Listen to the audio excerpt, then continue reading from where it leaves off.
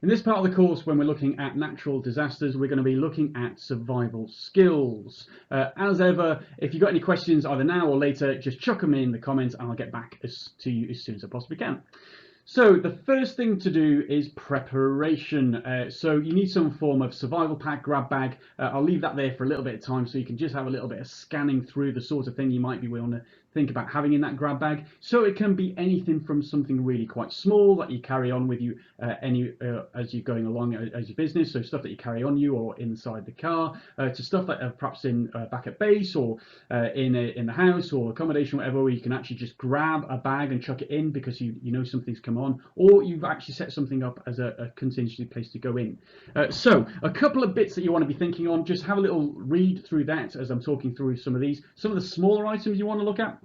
So these are just bracelets that literally just kind of like they just click onto your wrist, but they're made out of paracord. They're not particularly expensive, a few quid, and they've also got a little whistle on it so you can attract a little bit of attention. But from this you can actually start doing stuff, and we'll be talking about perhaps in other videos what you can do with various bits of paracord while you're setting up a alternative place to sleep and live for a short period of time in the event the worst has happened.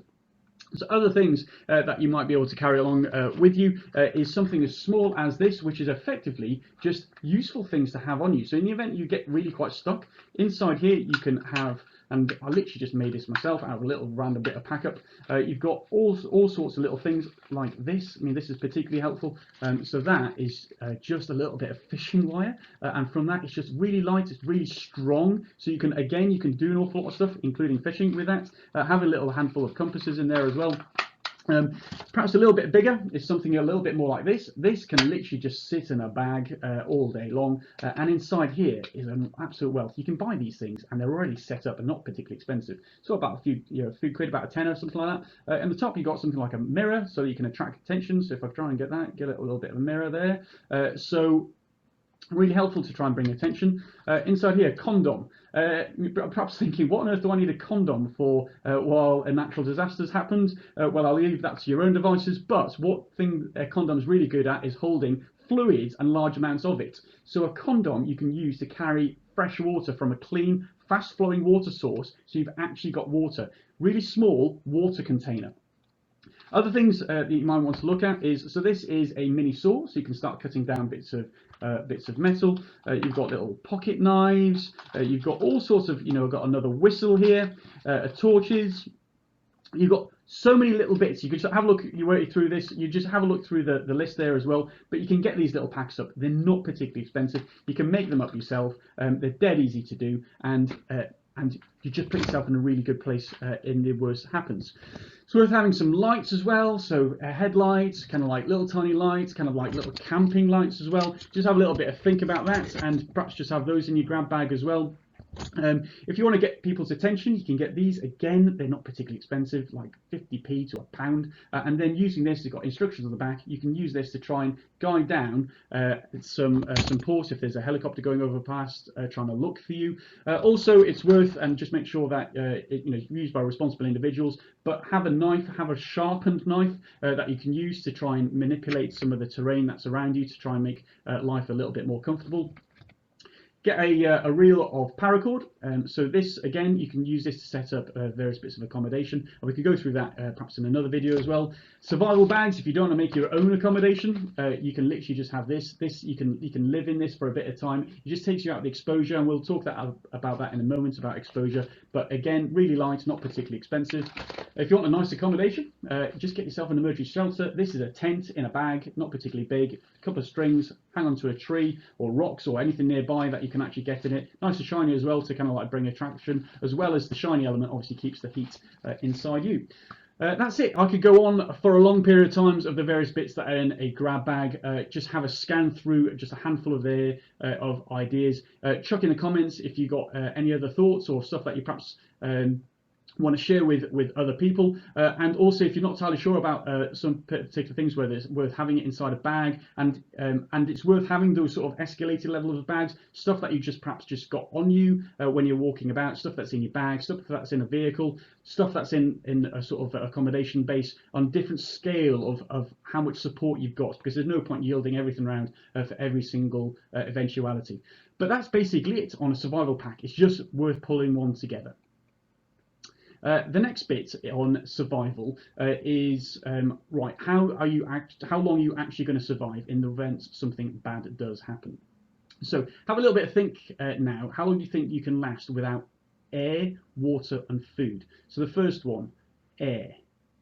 How long do you reckon you can last without air?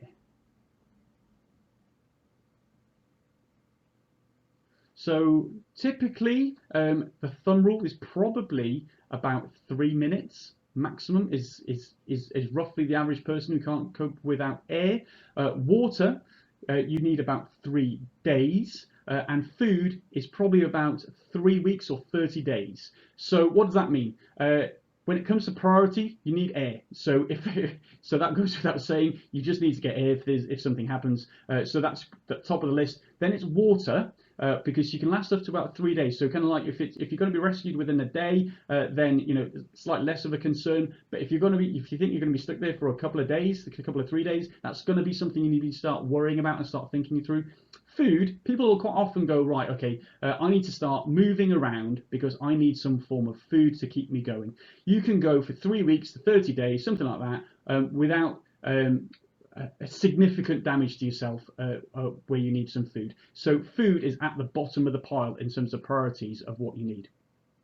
So what are the survival priorities? The first one is protection. You need somewhere to stay safe. So whether you've got one you prepared earlier and you can just chuck that up, or alternatively you've gone down to the local camping store and you've managed to grab yourself one of these pop-up tents, or alternatively you find yourself, do you know what, I need to start making my one myself. You can, and I can cover on a video another time if you're interested, on how to put together some form of shelter that you basically pull together by using a pile of branches and twigs, using a saw and knives and stuff that you'll hopefully have in your survival pack, and you can basically build yourself some form of shelter, because that one is how you keep the heat in or the elements out. It's just really important to have shelter is your first priority if you're going to be somewhere for a reasonable amount of time because of a natural disaster. The next priority is location. Where are you? So I don't mean that this is a case of, I need to work out where I am after I've built my shelter. This is a case of, working out, right, my protection. I need to make sure that I am out of the elements and I'm safe from what's going on, and then I can start working these things through, if that follows. So location, where are you? Where is everyone else, and who knows? So hopefully if you've got a plan and you've shared that with various people and you follow that plan, then people know what's going on. How do you share information? So have you got a mobile phone signal? Have you got a radio? Have you got sat phone? Those sort of things you need to start thinking in terms of, right, do we need to get some of these things? Where is everybody else? How are you going to bring that all together? So just start thinking through, as part of your planning, how are you going to organise that? The next bit is water. So if you go, remember back here, let's take the assumption that you're still breathing and everything is okay from that point of view. You need to get some form of water if you're going to be somewhere for a reasonable amount of time. So how can you get water? You also need to make sure that it's safe. You'll perhaps recall in one of the other videos that we've covered about the water filter bottle. That's great. So you can just stick that in a muddy puddle, scoop it up, and then you can drink from it because the filter will clear that out, and that's fine. So if you've got one of those, then well done you. If you don't have that, or the filter clogs up, what can you do? So if you remember from back in your day, perhaps at school, where they talked about photosynthesis, be like, oh, crumbs, right, okay, that was some time ago.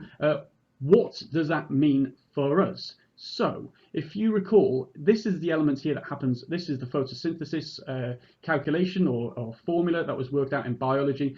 So a plant takes carbon dioxide and water, uses light and the chlorophyll, the greeny bits, and makes glucose, sugars, oxygen, and water, and we're after water. So if you can find some green leafy bushes, so that's where that comes in with the chlorophyll. So green leafy bushes, get a plastic bag, a clear plastic bag, and then push that and grab that around the bushy elements of a leaf or a tree or whatever it is, and then just tie that on there. So what will happen is effectively the leaves will sweat out this lovely water, and it's all nice and filtered because the plant's done all the work for you, and you'll be able to collect that and drink it. Boom. Happy days. If you want to talk more about that in terms of water in different conditions, I know this is a topic that a number of people ask about, so chuck them in the questions in the comments and I'll come straight back to you. Food, last priority. Remember, so we can last 3 weeks to 30 days without food, so priorities are protection, location, water, then food. So don't be overly concerned about food. If you are in a position where you actually want to start learning what you can eat and what you can't eat, that is a separate course in itself. If you're interested in that sort of stuff, let me know and I can try and help you out as best I can. But if you're not sure whether you should eat something or not, it's best to stay on the safe side of not eating it, because you can live, like I said, for 3 weeks to a month without food, because if you eat something that's poisonous, then all of a sudden you're going to end up in all sorts of problems. So those are my top tips for survival skills for preparing for natural disasters. If you've got any questions, chuck them in the comments and I'll get back to you as soon as I possibly can. Now we'll move on to the next session.